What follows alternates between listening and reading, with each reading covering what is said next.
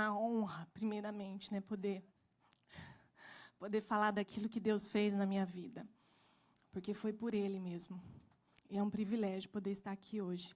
Algumas pessoas talvez saibam do meu testemunho por causa, né, da intimidade, de estarmos juntos. Lá no Brasil, eu cheguei a testemunhar num grupo de célula. Mas, assim, publicamente, na igreja, está sendo a primeira vez. Então, paciência se eu chorar, porque eu vou chorar bastante. E antes de eu começar, eu queria ler um versículo que está em 2 Coríntios 4, 3, 4, que fala assim: mas se o nosso evangelho ainda está encoberto, é para os que se perdem que está encoberto, nos quais o Deus deste século cegou o entendimento dos incrédulos, para que lhes não resplandeça a luz do evangelho da glória de Cristo, o qual é a imagem de Deus. Eu cresci num lar espírita. E antes de começar, eu queria aqui pedir, se você é espírita ou se alguém estiver me assistindo agora, que você não se ofenda, porque eu não estou aqui para te desrespeitar. Eu estou aqui para falar do amor de Deus que me alcançou. Não crie uma resistência, porque um dia eu estava no seu lugar. E eu sei muito bem como que você pensa. Então, abre seu coração. E minha oração é para que o Espírito Santo fale ao seu coração, como um dia ele falou comigo. Então, eu cresci num lar espírita, né? Minha avó, ela era médium. E todo o conceito de vida após a morte e tal foi sendo construído no meu caminhar com a minha família. E achando que aquilo era o certo. E eu quero trazer, de tantas coisas que eu já vivi, eu quero trazer algumas coisas que ficaram comigo e me marcaram. Eu lembro que eu era criança, e a gente sabe que criança sempre busca referência num adulto. E eu gostava da minha avó, amo ela, amava ela. E ela era médium.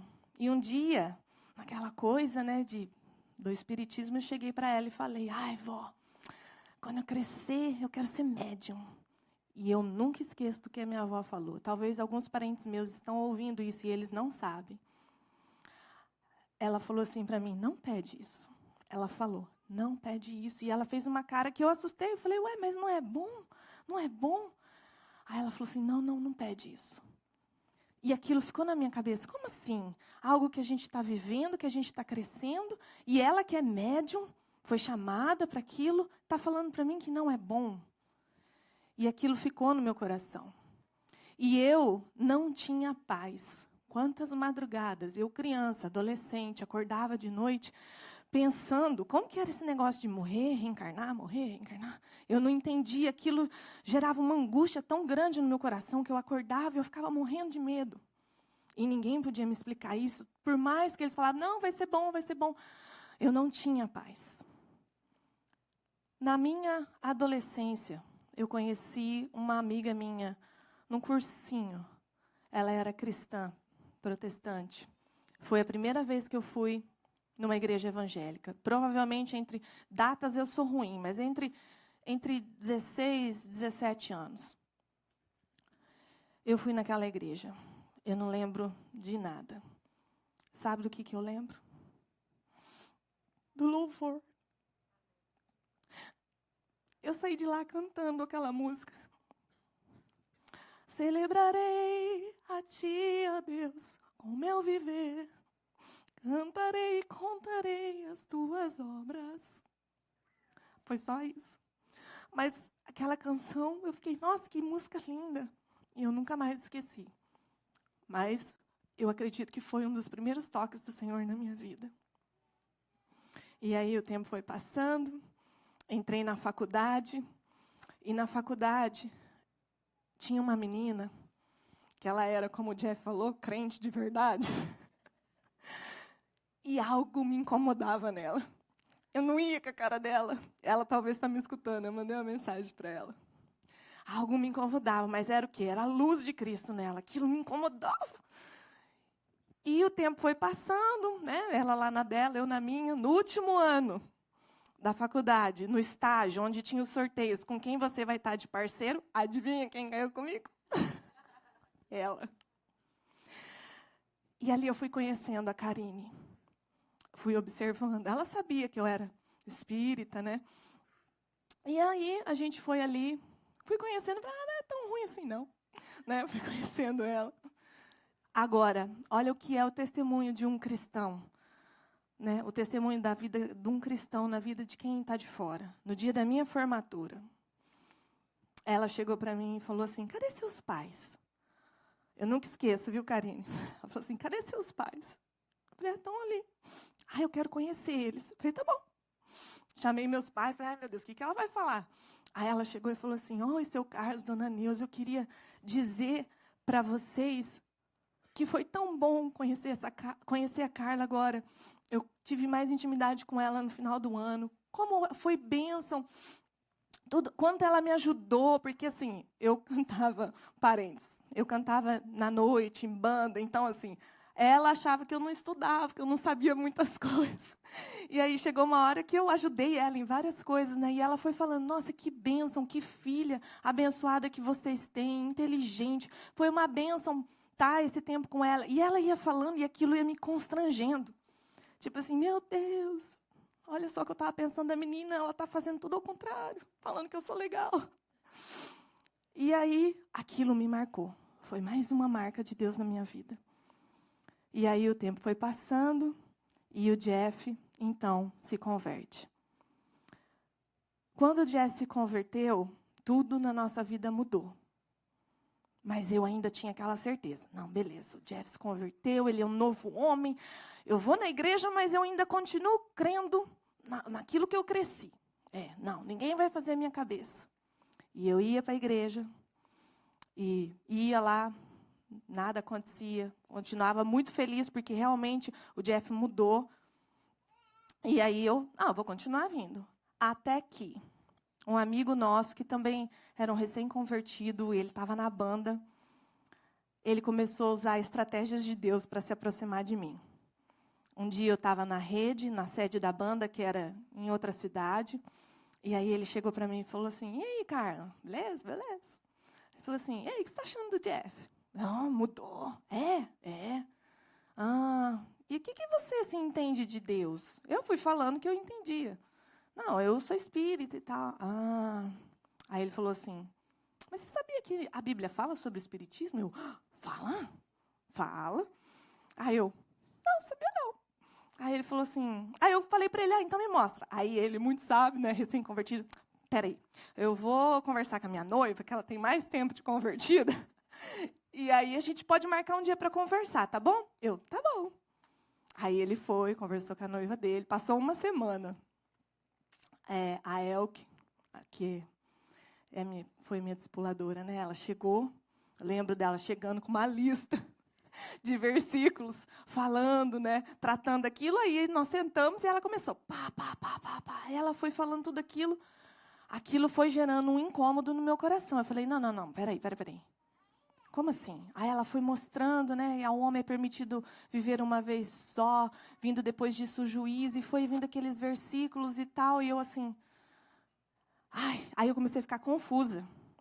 Aí ela, não tem problema, olha, quando você tiver dúvidas, você vem e fala comigo. Tá bom. E o tempo foi passando. Toda vez que nós nos encontrávamos, ela fala, porque eu já não lembro mais, que é esse versículo que eu acabei de ler no começo. Lembra quando eu falei que a Bíblia diz que o Deus deste século cegou o entendimento? O meu entendimento, ele estava cego. Eu perguntei para ela essa semana, Elke, quantas vezes você compartilhou o plano da salvação comigo? Ela falou, Carla, eu não sei te dizer. Posso te dizer que foram bem mais de 3 vezes. De eu ir na sua casa, apresentar o plano de salvação para você, e aí você falar assim, no final, não sei, estou confusa ainda, não sei. E ela disse que isso começou a incomodar ela. E ela falou assim, não, tem alguma coisa errada. Aí foi quando ela acionou o grupo familiar das células. Por isso que é legal a gente estar em grupo familiar. Ela acionou o grupo e falou assim, eu preciso que vocês comecem a orar e interceder por uma moça. Que nós estamos evangelizando ela e eu tenho certeza que o inimigo está cegando o entendimento dela para ela não entender. E esse grupo começou a orar. E a Elke falou, Carla, eu comecei a jejuar por você.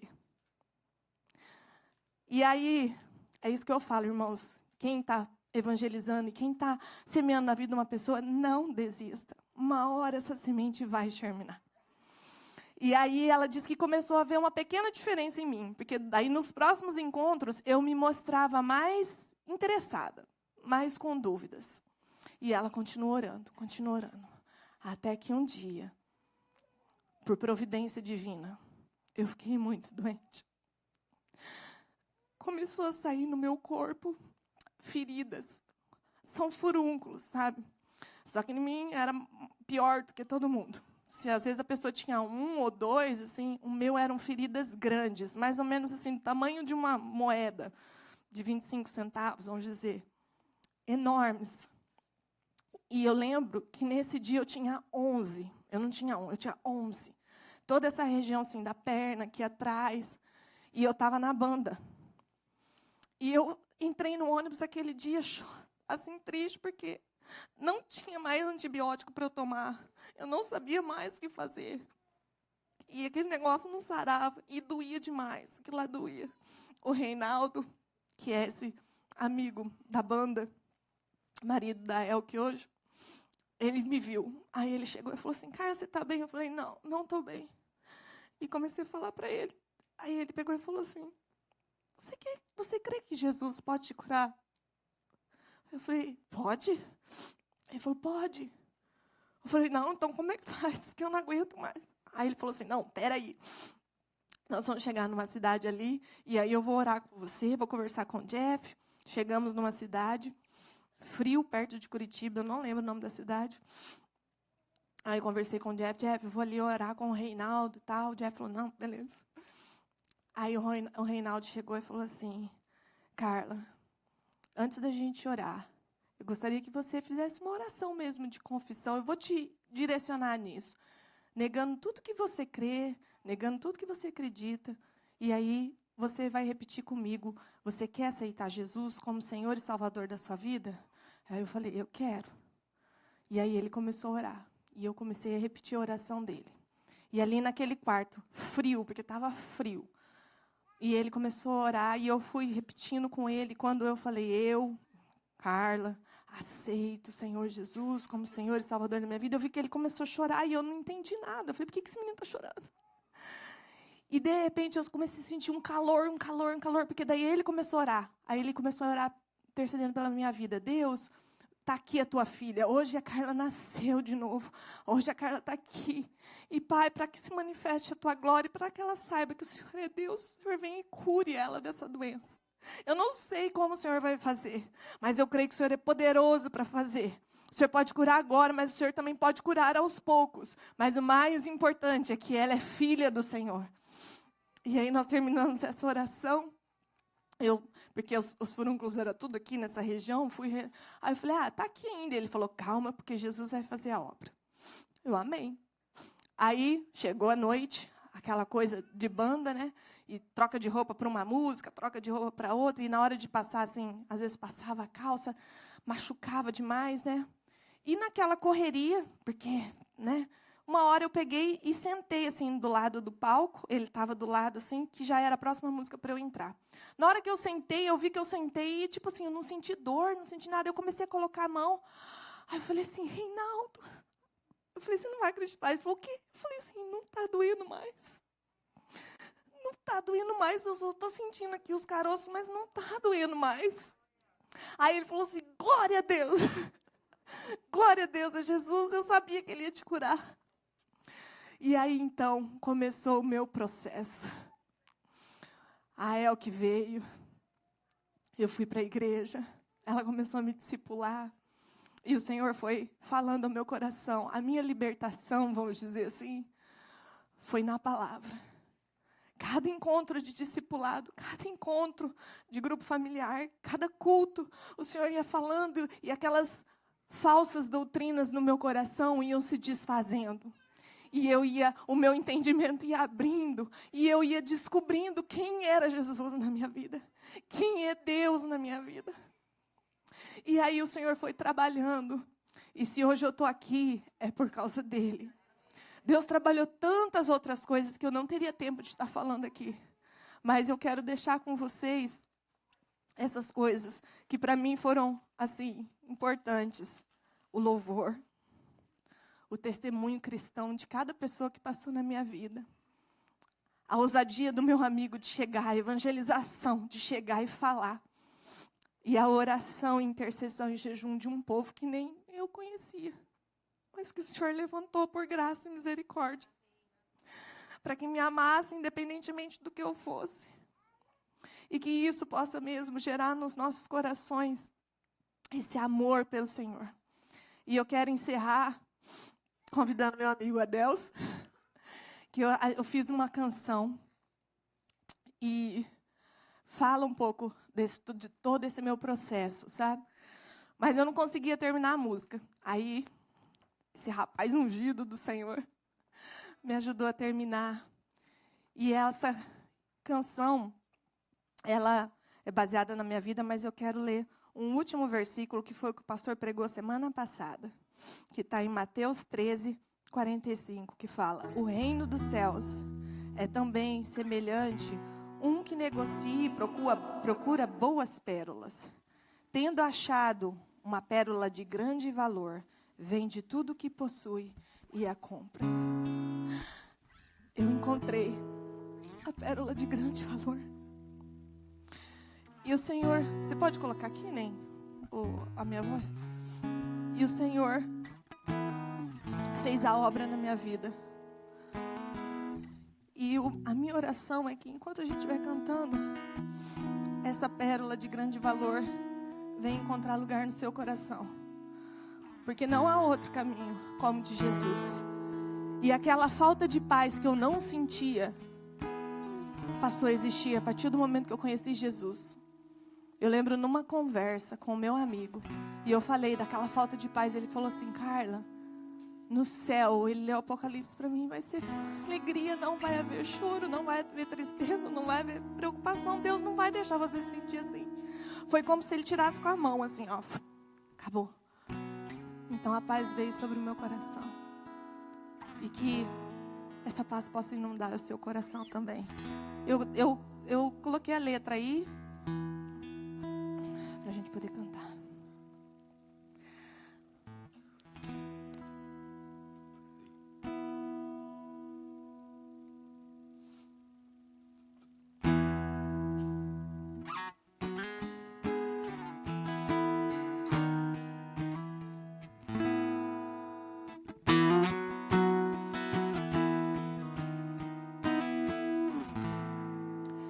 Conhecer a Ti é como encontrar a pérola de grande valor. Ser transformado por Ti é ser curado no sofrimento, em meio à dor. Caminhar contigo é ter um grande amigo. Render-me a Ti é confiar no Teu cuidado. Minha vida entrego a Ti. Não há outro igual a Ti, Senhor. Nada se compara a Ti, Senhor. Não há outro além de Ti, Senhor. Não há, não há.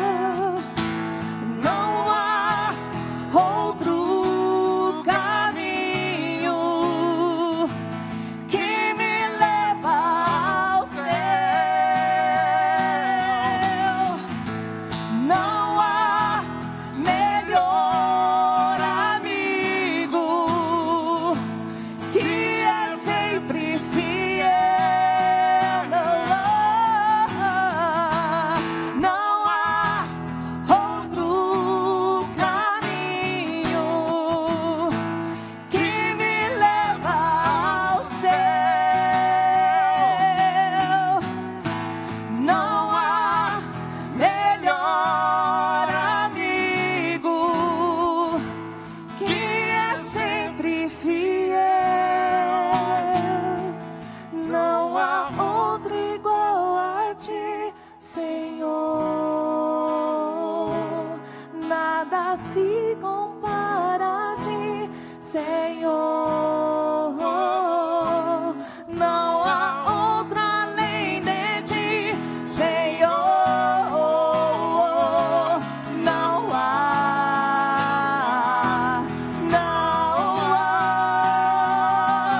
não há outro igual a ti, Senhor. Nada se compara a ti, Senhor. Não há outro além de ti, Senhor. Não há, não há, Jesus.